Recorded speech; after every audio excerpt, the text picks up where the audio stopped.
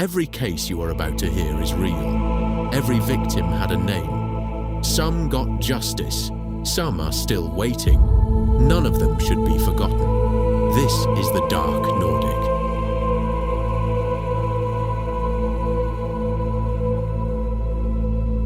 August 16th, 1998. Arvika, Sweden. A small town in Värmland. Forests, lakes, long summer evenings. The kind of place where parents still let their kids play outside until dark. It's the last day of school summer vacation.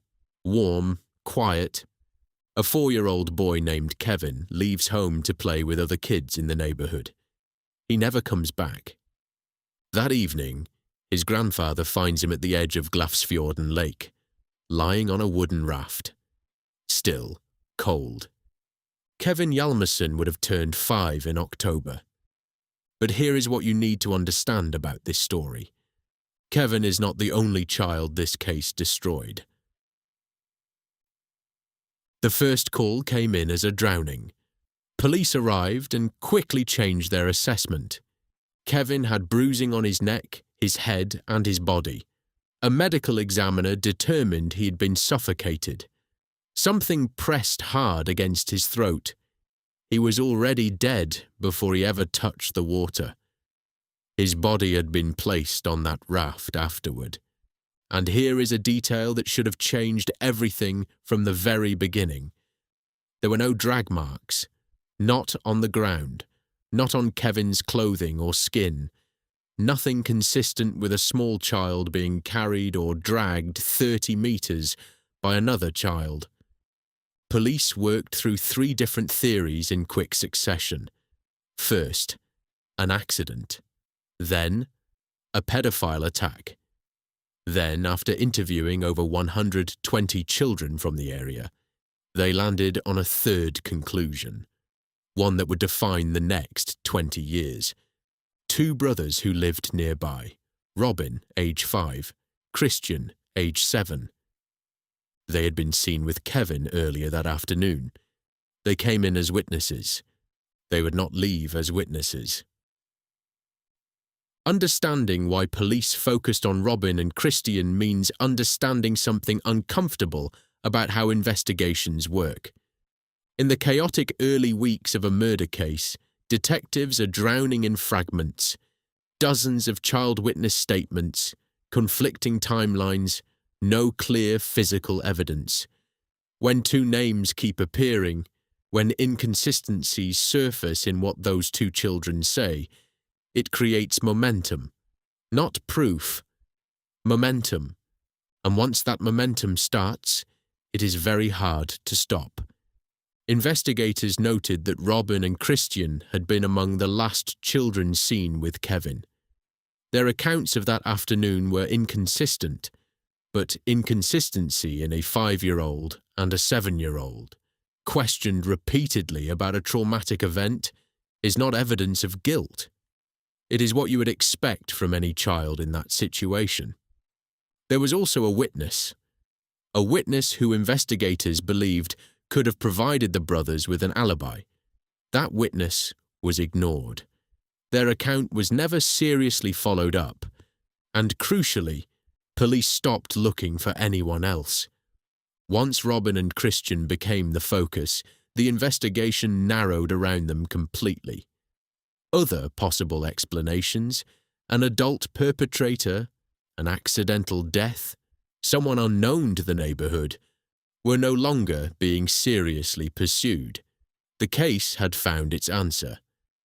All that remained, in the minds of investigators, was confirming it.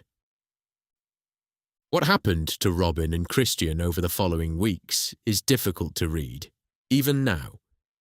Officers questioned the boys for more than 30 hours in total, across more than 30 separate sessions. Some sessions lasted up to 4 hours.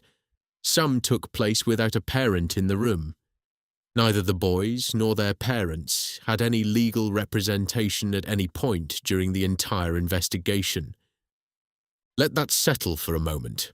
No lawyer, no guardian present, a 5-year-old and a 7-year-old, alone with police, for hours at a time. The boys were also taken to the crime scene and walked through it by investigators, a technique now understood to be deeply contaminating when used with young children, as it can implant specific details and create false memories of events that never happened. But the interrogations themselves were the most damaging element. Psychology professor Ann-Kristin Cederborg later reviewed what had been done and was unambiguous. The interrogations were conducted against all rules for how questioning of children should be carried out. The methods used, she said, were specifically designed to produce false confessions, whether the interrogators understood that at the time or not. The technique involved presenting conclusions as established facts, applying sustained pressure, and using a system of threats and rewards depending on how the boys answered. Answer in a way that satisfied the interrogators, and the pressure eased. Resist, and it intensified. Robin described it years later. They almost threw it at me and would say, "Yes, this has happened." It was a lot of pressure. That was the thing that made it so scary. And then he said something that explains everything about how false confessions happen, not just in this case, but in cases all over the world. "I remember that I was afraid of the police, but if I did what they wanted, they would be happy and satisfied." 5-year-old boy, alone, afraid, learning that agreement brings relief. In November 1998, 3 months after Kevin's death, police held a press conference. Commissioner Rolf Sandberg announced that Robin and Christian had confessed. "It started as a game," he said, "a dispute over a toy, and then it turned serious."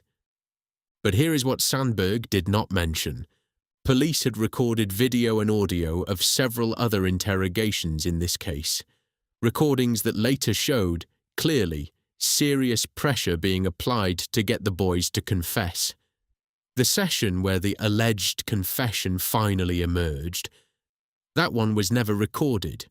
No audio, no video, no transcript that could be reviewed or challenged. The most important moment in the entire investigation existed only in the notes of the officers who conducted it, and Rolf Sandberg, the commissioner who stood at that press conference and told Sweden the case was solved, would later face serious criticism in another context entirely. He was one of the lead figures in the Thomas Quick investigation, the case where a Swedish man confessed to over 30 murders he almost certainly never committed, where the same patterns of unrecorded sessions, psychological pressure, and tunnel vision led an entire justice system to convict the wrong person, 2 of Sweden's most catastrophic miscarriages of justice, the same name at the center of both. The Kevin case became the biggest news story in Sweden in the autumn of 1998. Barely a day passed without new coverage. And it's not hard to understand why. This was the first time in modern Swedish history that children this young had been accused of killing another child. It shattered something people believed, or wanted to believe, about childhood, about safety, about the kind of country Sweden was. Sweden in 1998 thought of itself as a progressive, safe society, a place where children were protected, where the justice system was fair. The Kevin case challenged all 3 of those beliefs at once. There was also the James Bulger effect. Just 5 years earlier, in England, 2 10-year-old boys had murdered a 2-year-old. That case had stunned the world and seeded a global anxiety about children as perpetrators. When Kevin's case broke, that anxiety was still fresh. The question, "Can children really kill?" didn't feel abstract anymore. It felt urgent. And so the public and the press made up their minds quickly. The brothers were guilty. The confession had been announced. Sweden exhaled. For almost 20 years, that was the story. The case began to crack open in 2017, when neuroscientist Richard Sjöberg at Umeå University contacted the media. He had been studying the interrogation techniques used in the Kevin case and in other Swedish cases, and concluded they were fundamentally unscientific, designed, whether intentionally or not, to produce the answers investigators were looking for rather than the truth. Journalist Dan Josephson had reached the same conclusion independently. He had spent years investigating the Thomas Quick affair, and he recognized the same broken machinery at work in Arvika. In April 2017, Dagens Nyheter published a major investigation. SVT broadcast a 3-part documentary by Josephson called Fallet Kevin, which included footage from the actual video interrogations of the boys. Sweden watched, and Sweden was horrified, not by what the boys had done, by what had been done to them. Parts of the police investigation were made public for the first time. The recording showed no confession, just sustained, relentless pressure applied to children who had no legal protection and no way to understand what was happening to them. There was no documented confession. There was no physical evidence. There was no explanation for how 2 small children could have moved a body 30 meters without leaving a single mark. The 2015 radio documentary that had declared the case solved was quietly removed from Sveriges Radio's website. Swedish prosecutors reopened the investigation. On March 27, 2018, all suspicions against Robin and Christian were formally dismissed.